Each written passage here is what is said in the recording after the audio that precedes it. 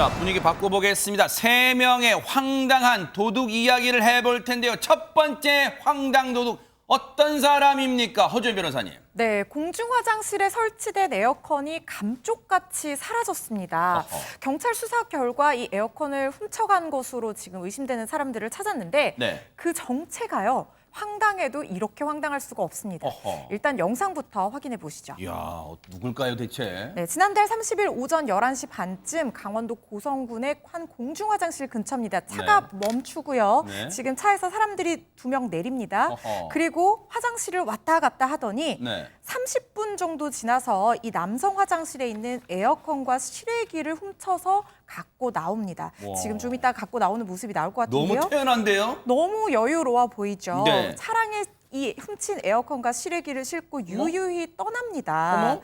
그런데요, 이 범행에 활용된 이 차 자세히 보면요, 네. 공무용 차량이라고 어머. 쓰여 있습니다. 대박 사건! 아니 그러면 저 도둑질에 하재근 평론가님, 저 공무용 차량도 도둑 맞아서 범행에 쓰인 거예요? 그게 아니라 네. 경찰이 저 영상을 이제 분석을 했는데 저 속에 나온 이 사람이 공무원인 것으로 대박 그렇게 사건! 분석 결과가 나왔다고 합니다. 바로 저 장소가 이제 사건이 일어난 곳이 고성군인데 네. 고성군에서 인접한 속초시 소속 공무원이라고 지금 결과가 나왔는데 어머, 팀장급이에요 네, 또? 공무원도 보통 공무원이 아니라 또 친구래요 또? 30년 정도 속초시청에 근무한 팀장급 공무원이고 그 공무원하고 고등학교 친구 사이인 친구 그 2명이 저희를 저지른 것이 아니냐 네. 그렇게 경찰이 분석했습니다. 아니 무슨 쿵짝이 이렇게 맞아요? 공무원에다가 친구지간 도둑질을 해요, 백성문 변호사님. 이거 진짜 황당한데요. 저 2명 공무원 중에 이제 한 공무원은 언론과 인터뷰를 했습니다.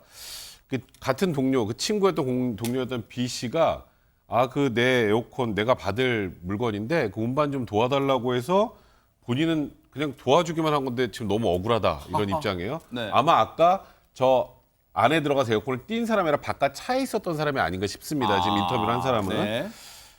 그런데 본인은 지금 경찰 조사도 받고 그 고성군청 담당 공무원 찾아가서 사건 경위 설명도 하고 네. 이거 내가 원상복구하겠습니다 이런 약속도 했다고 하는데 문제는 네. 또 다른 한 명 B 씨. 네. 이 B 씨는 언론과 인터뷰도 거절하고 본인의 혐의 또한 전면 부인하고 있다고 합니다.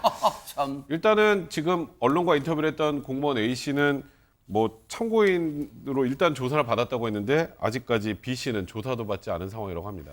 아니 저렇게 명백하게 CCTV 우리가 그냥 저 차량의 번호를 흐리게 했을 뿐이지 CCTV에는 차량 번호까지 다 나와 있잖아요. 그런데 그리고 자기들 얼굴 다 나와 있는데 발뺌을 해요. 경찰 얘기 들어보시고 이어가 보도록 하겠습니다. 가져가면 특정을 했고요. 그래서 현재로서는 이제 피해 혐의자고 아직 왜 가져갔는지 그걸 아직 조사를 못했죠. 진짜 뻔뻔 그 자체입니다. 그런데 아니 궁금합니다. 그 가져간 에어컨 지금 어디 있습니까? 그것도 모르겠습니다. 일단 지금 공무원 A씨가 얘기하기로는 화장실 에어컨과 실외기를 B씨의 처가로 운반했다 이렇게 얘기는 했어요. 그런데 실제로 B씨 처가에 가서 이게 있는지 확인은 아직 못한 상태라고 하고요. 어머 여기 떼어있는 자국이 흔적이네 지금. 남아있는 아이고. 지금 흔적은 있는데 지금 에어컨이 어디로 갔는지 경찰에서 추가 수사를 통해서 좀 확인을 해야 하는 상황이라고 합니다. 야 이건 진짜 아니 현직에 계실 때 이건수 교수님 이런 황당 시츄에이션 사건 해보셨어요 진짜? 우리 이제 공무원의 부패 같은 경우는 되게 지금 저 화면 보면은 태연하거든요. 네. 태연하다는 거는 저게 과연 한 번이었겠느냐. 아주 대담하다는 거는 상습적이고 여러 가지 준비가 되어 있기 때문에 뭐 CCTV 있고 대낮에 네. 내가 갖고 가는데 왜 누가 이렇게 나온다면은 분명히 저 부분은 여러 가지를 생각해 볼 수 있는데 공무원의 부패는 원래 용인과 방관 수수입니다. 아하. 누군가가 저런 일이 비일비재해도 방관하고 용인하고 신고하지 않기 때문에 아하. 누구나 뭐 편하게 할 수 있는 거죠. 그러면 과연 저 공무원이 저 에어컨을 낮에 떼서 가지고 갈 동안 한 번이었겠느냐. 원래 우리 공공용물 같은 경우에는 떼가거나 비치할 때는 보고를 해야 되고 처리 결과가 남아야 되는데 아하. 저 정도까지 나왔다고 한다면 어떤 그 감독 시스템이나 어떤 그 운영에 관리 가운데 큰 문제점이 있지 않겠느냐. 이번 기회를 상대로 한번 네. 철저하게 그러니까요. 저분의 어떤 그동안 했던 것들을 다시 파악을 하고 네. 관리 감독 문제도 한번 확인해 볼 필요가 있다고 봅니다. 물론 비슷한 짓을 저질렀다고 단언하는 건 아닙니다. 이건수 교수님도 그럴 개연성, 합리적 의심이 충분히 든다. 왜? 너무나도 태연하잖아요, 행동이. 자기 집에서 물건 떼가는 것처럼. 그러니까 드리는 말씀인 거예요. 자, 그렇다면 두 번째 황당한 도둑 얘기는 무엇입니까? 하정은 평론가님. 예, 이번엔 부천에 있는 한 성인 게임장으로 가볼 텐데요. 아하. 관련 영상이 있습니다.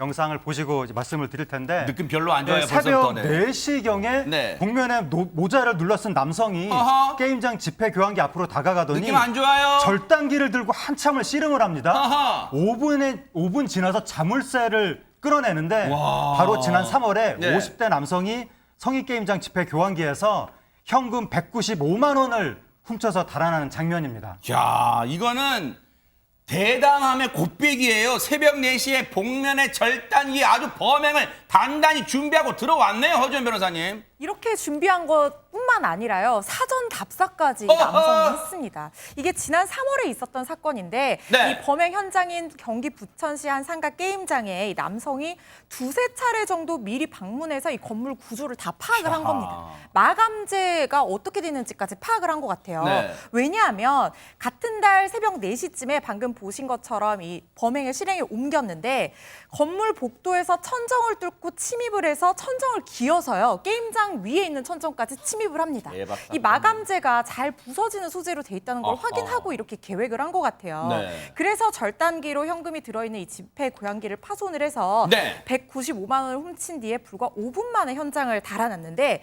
이후에도 굉장히 용의주도했습니다. 얼굴을 가리고 자전거를 타고 현장을 벗어났고요. 또 이 목발을 짚으면서 발이 아픈 환자 행세까지 하면서 정체를 감췄다고 합니다. 그리고요. 시장에서 신발을 새로 사서 바꿔 신으면서 경찰의 추적을 따돌리려고 시도를 했습니다. 세상에 이런 열정으로 다른 일을 열심히 하거나 공부를 열심히 해봤어요. 진작에 성공했을 텐데. 아니 아무리 저렇게 자기 딴에는 뭔가 치밀하게 계산되고 다른 사람처럼 보이려고 위장했지만 김현주 평론가님, 대한민국 경찰분들이 누굽니까? 저 사람 못 잡을 리가 없을 텐데요. 그렇죠. 매의 눈을 피할 수가 없죠. 아하. 매의 눈이 그냥 맨눈이 아니라 41개에 걸친 CCTV 아하. 이 영상을 경찰들이 아주 정밀하게 분석을 해가지고 네. 이미 동선 파악을 하고 있었고 아. 범행 당시에 신었던 신발을 새로 새 신발을 사서 갈아 신는 주도 면밀함까지 보였는데 야. 지금 저렇게 흰 운동화를 신고 있다가 네. 신발 가게에 들러서 파란색 슬리퍼를 사서 야. 갈아 신습니다. 이것도 어떻게 확보했대요? 대박이네요, 진짜네. 계속 아마 동선을 추적하면서 아하. 무슨 행동을 하는지를 파악하고 있었던 것 같습니다. 네. 그 파란색 슬리퍼로 이제 갈아 신었으니까 내심 조금 안심을 했을지도 모르겠습니다. 완전 범죄 꿈꿨겠네요. 네. 네, 잠복 근무를 하고 있던 경찰분들은 이것까지 이미 다 파악을 하고 있었던 아하. 거죠. 그런데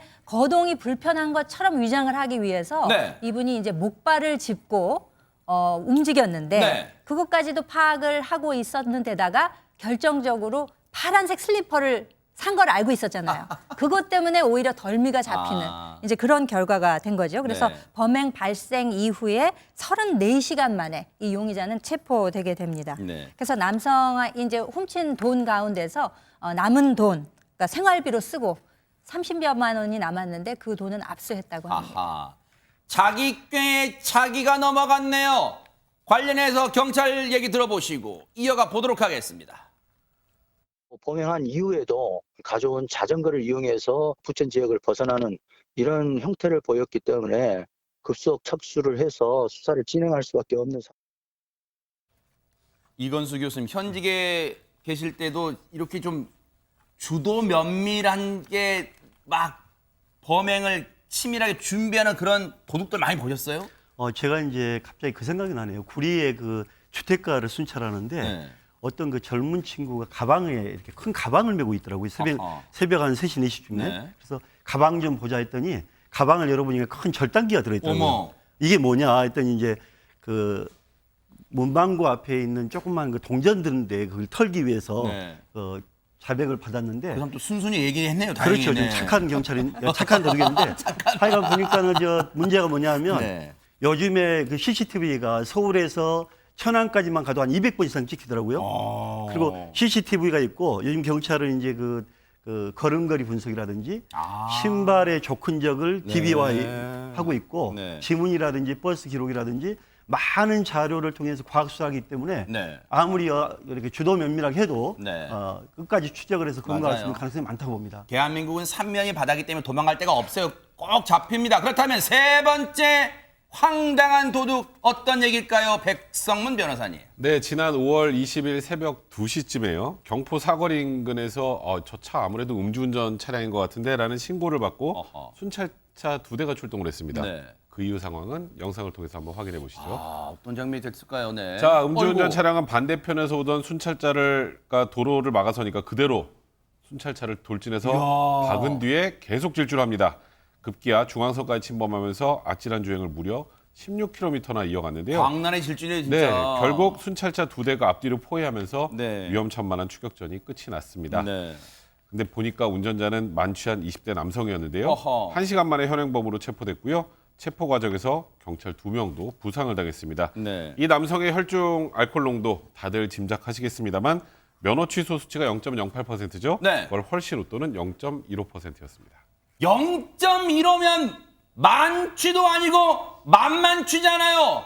앞서 얼마나 허겁지겁 도망갔으면 경찰차 막 부수고 도망가니까 저 자신의 차량 뒷범퍼 막 너덜너덜 할 때까지 그럴 때까지 도망갔어요. 그런데 하정은 평론 지금 저희가 황당 도둑 3편 얘기해드렸는데 아니 지금 만취운전 지금 음주운전이잖아요. 그럼 저 차도 혹시 훔쳤단 얘기입니까 그러면? 예, 차량 자체가 도난 차량이었는데 아하. 저 사건이 있기 전날 밤에 네. 타이어 가게에 주차된 승용차를 훔쳐서 아하. 저희를 저질렀다고 하는 것이고 결국 구속이 됐는데 네. 혐의가 절도 혐의, 특수공무집행 방해 혐의, 음주운전 혐의 이런 것들이 있는데 네. 거기에 더해서 무면허 운전 혐의도 있습니다. 하하. 저 면허도 없는 상태에서 자동차를 훔쳐가지고 저런 일을 저지른 것 같습니다. 네. 당시 출동했던 경찰 얘기 들어보시고 이어가 보도록 하겠습니다. 예, 16정도 한 시간 정도를 계속 외곽도를 통해서 계속 추격을 했는데 역주행도 하고 시내반도 하고 뭐 차를 좀 저희 추천차가 앞을 가로막았는데 그것도 피하면서 추월해가면서 갑자기 이제 시내 쪽으로 들어오니까 대형 사고가 발생할 우려가 있기 때문에 그때부터는 조금 더 강하게 압박을 했는데 그걸 못 참고 이제 이 차가 저희들을 추천차를 충격을 하더라고요. 삼단보고 유치장을 깨서 강제 진압하게 된 겁니다. 좀 술이 좀 취한 상태인데 뭐 사회 분별할 정도는 아니고요. 뭐 알았어 뭐 계속 이런 말만 하더라고요. 본인은 술 취해서 아무것도 기억나지 않는다 이렇게만 반복적으로 좀 진술했습니다. 경찰분들도 저 절도의 만취 차량 운전자 검거하느라고 정말 본인의 생명까지도 위태로웠어요. 그런데도 이 땅에 음주운전 사라질 때까지 경찰분들의 노고는 계속될 것 같습니다. 경찰분들의 노고에 저희가 화이팅 외쳐드립니다. 정말 감사드립니다.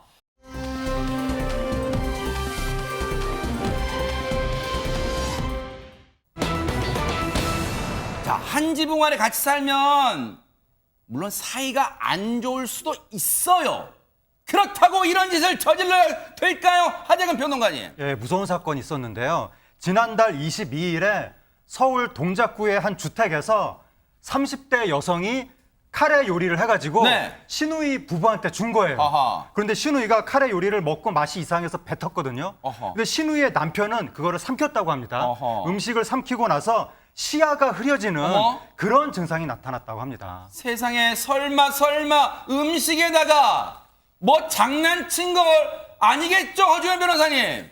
뭔가 넣었습니다. 어머. 가족들이 온 게 이상하다고 느껴가지고 이 해당 여성을 추궁하니까 네. 음식에 본인이 뭔가를 넣었다 이렇게 말하면서 범행을 시인했다고 어머? 합니다.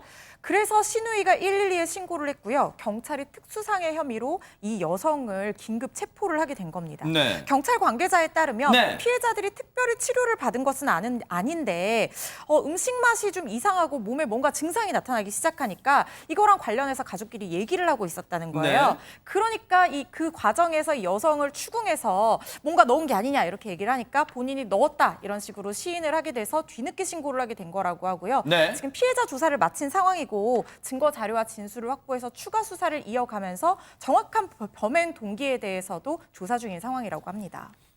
음식에 뭔가는 넣었다.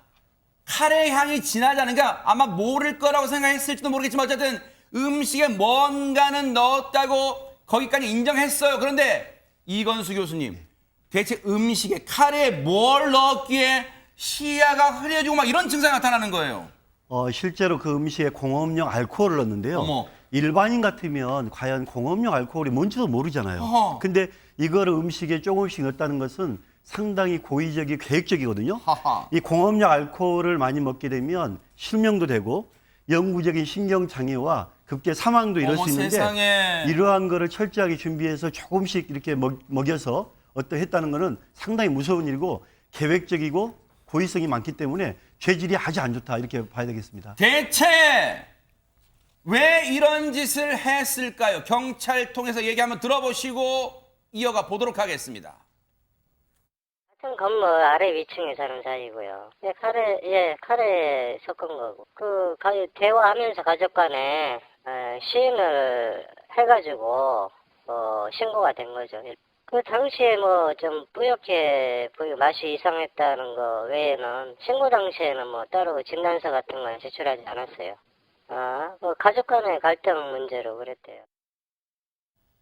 현재 지금 음식을 잠깐이라도 드셨던 분, 피해자분들은 지금 상황이 어떻습니까? 백성문 변호사님. 일단 신우이 남편분 같은 경우 아까 카레를 먹고 시야가 흐려지는 그런 일이 있었다고 하지 않았습니까? 근데 천만다행히 현재 건강에 큰 이상은 없는 것 같습니다.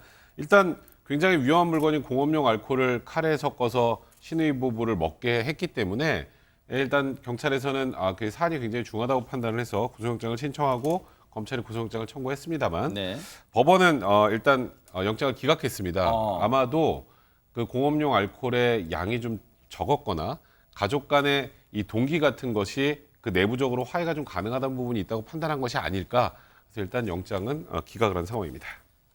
이런 얘기를 듣다 보면 이게 사실 국민 여러분, 시청자 여러분들 기억하실 때 이런 음식에 어떤 게 들어가서 사달이 난 게 처음이 아니잖아요, 김현주 평론가님. 네, 작년 11월 23일 오전 제주도로 한번 가보겠습니다. 네. 제주도의 한 양동장에 거기서 일하는 분들이 머무는 이제 주거지가 있었다고 해요. 거기에 34살 먹은 캄보디아인이 침입을 하게 됩니다. 네. 그래서 그 주거지 내에 이렇게 이제 그 숙식을 해결하니까 이제 밥상이 차려져 있었을 거 아니에요. 그 밥상에 국그릇에다가 무언가를 넣게 됩니다. 아까 그 카레에도 공업용 알코올을 넣었다고 했잖아요. 여기는 제초제 희석액이 어머, 들어가게 세상에. 됩니다.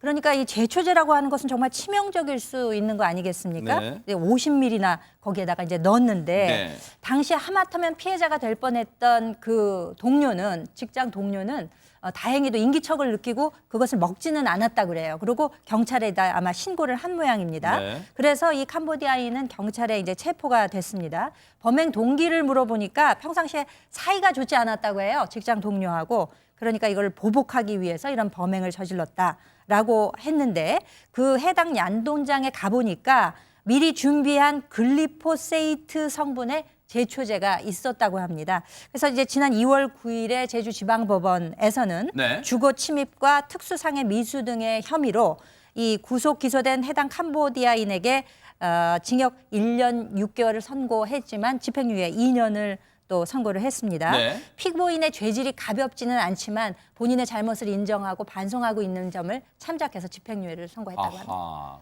그런데 이 대목에서 시청자분들의 궁금증이 생기실 것 같아요. 허주원 변호사님, 만약에 양이 많았다면 앞서 제 카레에 공업용 알코올을 넣은 사건도 그렇고 지난해 11월에 제초제 사건도 그렇고 양이 많았다면 자칫 죽음에 이를 수도 있었잖아요. 그러면 혐의가 살인 미수 등이 적용되지 않고 왜 특수 상해 혐의 이런 거에만 적용됩니까? 그러니까 이게 살인의 고의 입증이 결국에는 관건인 부분입니다. 그러니까 살인죄 내지는 살인미수죄를 적용하려면 괴롭힐 목적이 아니라 죽일 의도로 이런 행위를 했다는 것이 입증이 돼야 되는데 이 죽일 의도로 했다는 것은 사실 범죄자의 내심의 의사잖아요. 그렇기 때문에 여러 가지 진술이라든가 정황 증거라든가 이런 걸 보고 종합적으로 판단을 하게 되는데 이런 독성 물질을 넣어서 뭔가 위해를 가하는 이런 사건 같은 경우에는 네. 사실 투여량도 말씀하신 것처럼 굉장히 중요한 판단 기준이 될 수 있습니다. 네. 그런데요, 일반인 입장에서 이 치사량에 해당하는 게 어느 정도인지 판단하기 일단 어렵고요. 두 번째로 음식에 이런 독성 물질을 넣으면 맛이 변하거나 색이 변할 수 있기 때문에 너무 많이 넣기를 주저하는 경우가 많아요. 그래서 이 투여량 자체가 줄어들기 때문에 사실 이 고의를 입증하는 부분이 쉽지가 않아서 특수상해 혐의가 적용된 걸로 생각이 됩니다. 정말 사람이 이 세상에서 제일 무서운 게 사람이라고 했는데 그게 딱 들어맞는 그런 사건이었습니다. 오싹합니다.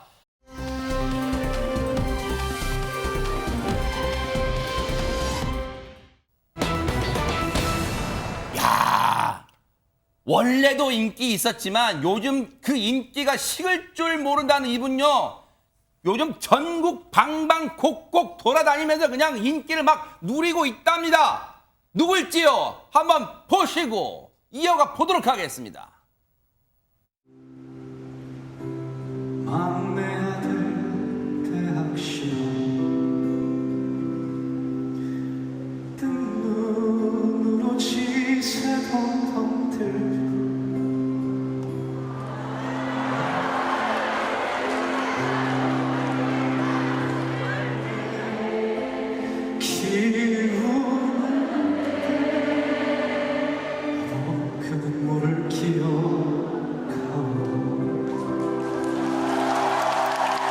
여러분들 정말 별빛 같은 분들입니다. 정말 저한테 여러분들이 이렇게 모이시니까 항상 기적과도 같은 일이 어마어마하게 큰 일들이 발생을 하잖아요.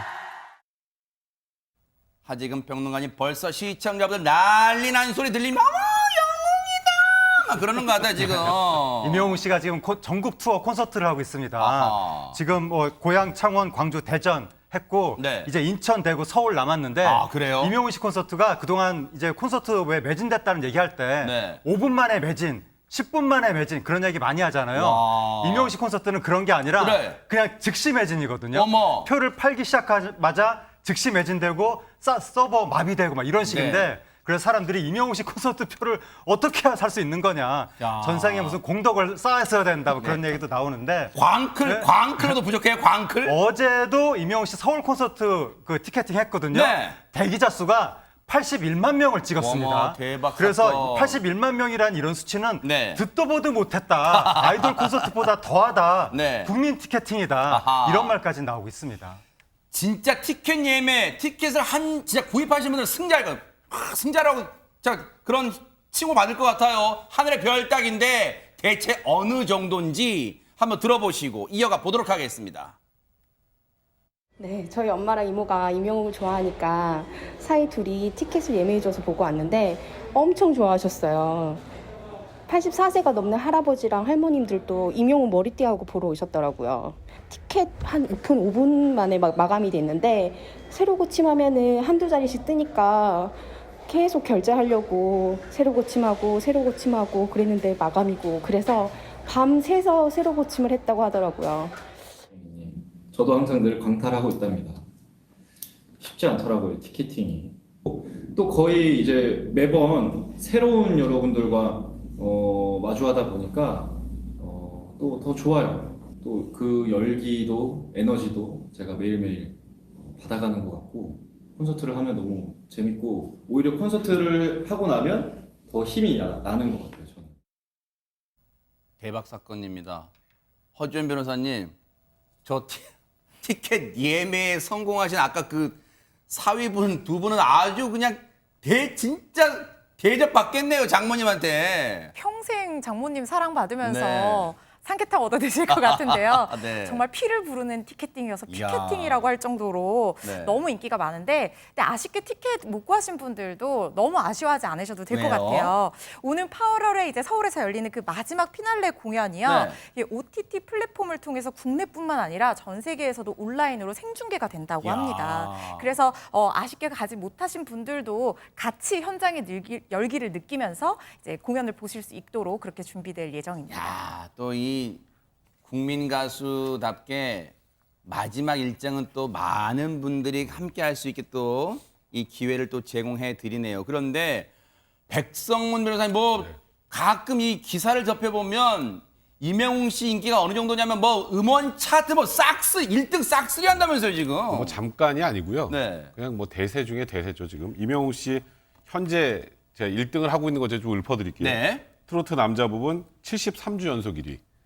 7주가 아니고 7주가 아니라 73주. 네. 올해 상반기를 빛낸 스타 67주 연속 1위. 뭐 한두 네. 주씩 안 합니다. 그리고 공중파 대박 음악 사건. 방송에서 지금 BTS나 트와이스의 나연 씨를 제치고 우리 공중파 음악 방송에서도 어머. 1위. 와. 유튜브 인기 아티스트로도 1위. 네. 음원 스트리밍 사이트 전체 아티스트 1위. 그다음에 뭐 음원 차트 뭐 순위권에서는 최근에 우불이라 그러죠. 우리들의 블루스 OST 그것도 그런 노래 너무 좋던데. 그리고 뭐 다시는 것처럼 뭐 사랑은 늘 도망가 뭐 다시 만날 수 있을까 등등 거의 뭐 나오는 노래마다 그 모든 차트 1위를 석권하고 있는 대세 중에 대세입니다. 야, 차트를 그냥 접수했어요. 그 접수라는 표현 갖고도 부족할 판인데, 야, 차트를 접수한 노래 뭐 한두 개가 아니잖아요. 그 노래, 이명웅 씨의 노래 100위권 내 10곡 이상 있다는 대박 사건. 남들은 한 곡 올리기도 진짜 힘들 텐데 그 노래 들어보시고 이어가 보도록 하겠습니다. 너를 위해 해줄 것이 하나 없어서 우리 만날 수 있을까 다시 만날 수 있을까 그리 좋던 예전처럼 그때처럼 되돌아갈 수 있을까 사랑아 왜 도망가 수줍은 아이처럼 행여놓아 버릴까봐 꼭 움켜쥐지만 그리움이 쫓아 사랑은 늘 도망가 잠시 쉬어가면 좋을 텐데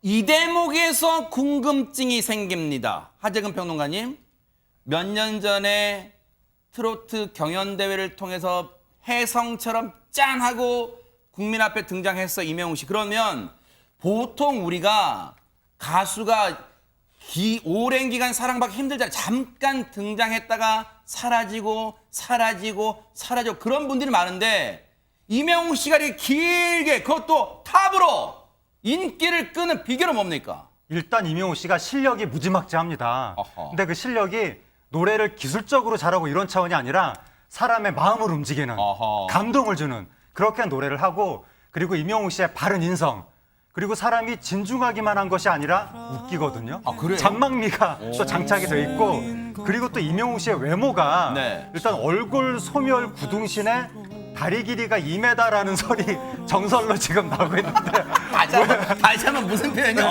얼굴 소멸 구둥신에 다리 길이가 2m다. 이런 분들이 지금 콘서트에서 목격하신 대박 분들이 사건. 네네. 목격담을 지금 주장을 하고 있고 네. 거기다가 최근에 이명웅 씨가 무기를 하나 더 장착했는데 네. 퍼포먼스 능력이 그래요? 원래 이분이 다리에 뿌리가 박힌 분이었는데 지금은 다리가 공중으로 떠서 퍼포먼스까지 되고 있어서 네. 완전히 팔방미인의 원투스타로 자리매김했습니다. 근데 그 말씀 듣고 보니까 백성문 변호사님, 저도 가끔 이제 뭐 이 온라인 통해서 이제 들어봅니다. 그러면 막 가수라고 해서 막 고음 막 그런 노래가 많을 줄 알았더니 오히려 잔잔하게 부르는 노래가 많더라고요. 감성을 많이 울리는 것 같긴 해요, 진짜. 잔잔하게 부르는데 굉장히 높습니다. 아, 그래요? 근데 높은 아하. 곡을 굉장히 쉽고 편하게 불러서 그것 때문에 오히려 더 이명웅 씨가 인기가 많은 것 같은데 네. 이명웅 씨 아까 좀 전에 말씀하셨죠. 눈물 나요. 이명웅 씨 노래 들으면 최근에 아버지란 노래를 유튜브 공식 이제 홈페이지에 채널에 공개를 했는데 네. 조회수가 한 700만 뷰 정도 됩니다. 그러니까 임영웅 씨한테 아버지는 좀 특별해요. 제가 예전에 이제 임영웅 씨 그 트로트 경연 프로그램을 보는데 네. 결승전에서 임영웅 씨 아버지가 5살 때 돌아가셨거든요. 근데 아버지가 평소에 살아계실 때 어머님한테 배신자라는 노래를 많이 불러줬다고 해요. 근데 그걸 결승전에서 불렀습니다. 어머. 그건 잘못하면 망하거든요. 눈물 나면. 그날이 또 하필 아버지 기일이었어요. 생방송 당일이. 근데 그 노래를 듣고 제가 느낀 게 임영웅 씨는 마음속에 있는 얘기를 다른 사람한테 전달할 줄 아는구나. 저도 그때 보면서 이 우승자는 임영웅이구나 라는 생각이 들었던 기억이 납니다. 사실 이 아버지란 노래를 부르기가 쉽진 않았을 것 같아요. 왜 그랬을까요? 임영웅 씨 얘기 듣고 이어가 보도록 하겠습니다. 이가 쉽지가 않아요. 이게 초반에 연습할 때는 가사 내용이 깊이 와닿지 않았었는데 이제 연습하고 녹음을 하고 거듭할수록 마음에 와닿으면서 노래 부르기가 조금씩 힘들어지더라고요. 저 또한 그냥 우리 엄마와의 그 어린 시절, 좋았던 시절의 생각들이 많이 지나가더라고요. 굳이 하면은 그냥 생각나는 게 없죠. 저는 워낙에 어릴 때 사진 속의 아버지 모습밖에. 어머니로 저는 대입을 하게 되거든요. 제가 이 노래를 받아서 가사를 계속 듣고 막 노래를 불러보고 하면서 엄마한테 그랬어요. 엄마, 영어학원 좀 다녀. 운동 좀 해. 그러면서 걱정이 되더라고요, 저도. 5살 때 아버지를 여의었대요. 그렇다면 임영웅 씨한테는 모르긴 몰라도 아버지는 그리움이란 말과 등칠 것 같기도 해요. 그런데 허주연 변호사님, 사실 일찍 아버지를 여의고 어머니를 의지하고 또 이제는 어엿하게 또 어머니를 모시고 효도하면서 살고 있는데 진짜 글쎄요, 이런 표현이 적절할지는 모르겠지만 인생 역전이네요, 진짜. 그렇죠. 임영웅 씨 어린 시절 진짜 너무너무 고생 많이 했어요. 눈물 없이 못 듣습니다. 아하. 임영웅 씨 어렸을 때 아버지 여의고 홀어머니 손에 자라면서 정말 고등학생 시절부터 안 해본 아르바이트가 없다고 하는데요. 뭐 화장품 공장, 가구 공장, 카페 아르바이트 기본이고요. 군고구마 장사도 하고 그 힘들다는 택배 상하차 아르바이트까지 다 했었대요. 그중에 굉장히 또 유명한 게 돈가스 가게에서 아르바이트를 했었는데 그 돈가스 가게 아르바이트생 시절에 바로 전국 노래자랑에 출연해서 최우수상을 받으면서 내가 진짜 가수가 돼야 되겠다 이렇게 꿈을 굳혔다고 하고요. 이 포천에 한 돈가스 가게라고 하는데 여기에 그래서 팬들이 성지순례를 하는 코스가 됐다는 거예요. 맞아요. 포천의 아들이잖아요, 또 임영웅 씨가. 네. 맞습니다. 그런데 지금은 임영웅 씨 완전히 위상이 달라졌죠. 진짜 말씀하신 것처럼 인생 역전인데요. 지난 6월 말 3일간 진행됐던 이 단독 콘서트 티켓 판매 금액이요. 27억 원을 넘었다고 합니다. 저한테 좀 주면 안 될까요? 네. 저도 좀 어떻게 좀 받고 싶은데요. 앞으로 예상되는 금액은 더 큰데요. 전국 투어 이후 수입이 약 7배 이상 더 대박 걷어질 수 있을 사건입니다. 것이다 이렇게 예상이 되고 있고요. 네. 지금 4월 한 달 광고료 수입만 6억 원 이상이었다고 하는데 그 포천에서 아르바이트했던 돈가스 가게를 이제 본인이 살 수도 있을 것 같아요. 가요계뿐만 아니라 이제는 뭐 광고계에서도 블루칩이다 그런 얘기가 있어요, 김현주 평론가님. 그렇죠. 뭐 광고는 대중 예술인들에게는 인기의 척도라고 할 수 있습니다. 저도 임영웅 씨가 나오는 광고 여럿을 봤는데 최근에는 한 그 샴푸 제품의 모델로 또 새로 발탁이 됐다 그래요. 근데 그 샴푸 제품을 이전에는 어떤 모델분들이 있었느냐 하면 손흥민 씨나 G드래곤, 그러니까 뭐 정말 특 A급이죠. 네. 글로벌 스타 이런 분들이 하시던 샴푸를 이어받아서 이제 임영웅 씨가 새 모델이 된 건데요. 이 업체 관계자가 발탁 이유를 물어보니까 모든 연령층에서 사랑을 받는 사람이다. 그리고 반듯한 이미지가 있다. 그렇기 때문에 광고계의 블루칩인 임영웅 씨한테 거는 기대가 너무나 크다. 네. 뭐 이렇게 얘기를 했다고 합니다. 업체 관계자분 얘기 중에 와닿는 게 있어요. 정말 홀어머니 밑에서 이 땅에 다 훌륭하게 크신 분들 뭐 전국적으로 많으시겠죠. 근데 진짜 임영웅 씨 유명해서 그런 게 아니라 정말 반듯하게 커오셨다는 점에서 정말 많은 분들이 사랑하시는 게 아닌가 그런 생각해 봅니다. 박수를 보내드릴게요.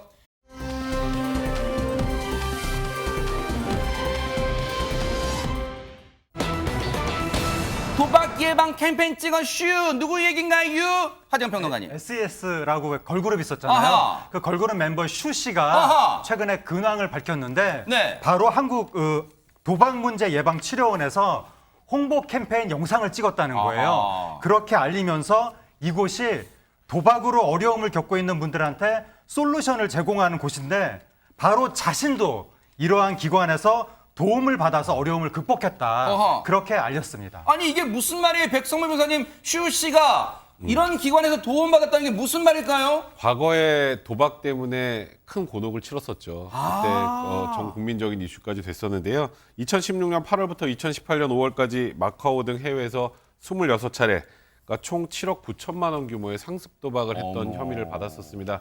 지금 아마 법원에서 나오는 슈 씨 모습인 것 같은데요. 네. 그 당시 2019년 2월에 이 혐의로 징역 6개월에 집행유예 2년, 사회봉사 80시간을 선고받았었는데 상습 도박을 했었던 그 당사자가 지금은 도박 근절 캠페인에 참여하고 있는 겁니다. 야, 당시 선고를 받고 징역 6개월에 집행유예 2년, 사회봉사 80시간 선고 받았어요. 그때 선고받고 나오는 얘기, 나왔을 때 얘기 좀 들어보시고 이어가 보도록 하겠습니다. 일단 너무 죄송하고요. 저희 아이들한테도 너무 미안하고 창피하고 처음에는 호기심으로 시작을 했다가 점점 변해가는 제 모습에 너무 끔찍하고 너무 화가 나고 창피스럽고 했습니다. 근데 어떻게 스스로 빠져나갈 수 없었는데 재판장님이 내려주신 벌과 그리고 사회의 질타를 통해서 이 늪에서 벗어날 수 있게 되어서 너무 죄송하고요. 앞으로도 잊지 않고 잘 살겠습니다. 주어주신 벌과 그냥 마땅한 것 같아요. 제가 받는 게. 하지근 평론가님, 슈 씨 입장에서는 다시 태어난 그런 기분일까요? 어떻습니까? 그러니까 슈 씨 입장에서는 본인이 한국 최고의 아이돌 스타였거든요.